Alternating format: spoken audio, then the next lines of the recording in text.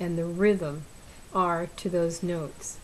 So a quarter note gets 1 beat, half note gets 2 beats, and a whole note gets 4 beats. Okay, so those are, you have to remember that when you're singing. An eighth note would get a half a beat. It's a half of a quarter note, so it would get half a beat. It's very quick.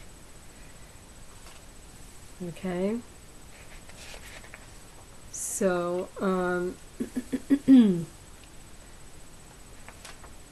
at times you'll see the notes with like an arc between two notes, or you'll see a note with a dot after it. Those are called dots and ties. The note with a dot after it is called a dot, and the notes with the arc between them is called a tie. And what this does is lengthens the value of that note. So for instance, if you had a quarter note with a dot after it, it would get 3 quarter note beats. So what it does is that dot is equal to half the value of the quarter note. So the quarter note gets 1 beat, and then the dot would get a half a beat.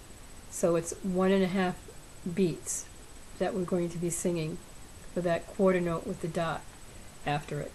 For a half note, it's going to be half the value. A half note has 2 beats, so the dot is going to represent half the value of a half note, which is 1.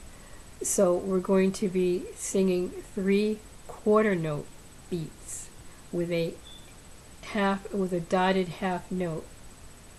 And with a dotted eighth note, it's going to be, the dot is going to represent a quarter beat. So we're going to have another eighth beat. So we're going to have a quarter note beat in that eighth note with the dot after it. Okay, so if you understand those concepts, then we can understand how to sing according to timing and rhythm. And it does take a little time to understand that, and it takes practice to understand it. It takes coordination. But music is a very there's teamwork effort in music. Everyone has to be pulling together. They pull their own weight. They have to be doing the right thing and be on the right page. You can't be going off and doing your own thing. You have to go according to the rhythm and the timing and the pitch of the music. You have to put them all together. It does take time. It takes practice. And speaking of practice, it is important to practice reading music, singing, playing the piano every day, at least a half hour, even more. If you want to really grow as a musician, as a singer, you have to spend the time on this. Okay, so I'll end it here, and we're going to go into more concepts in the next lesson.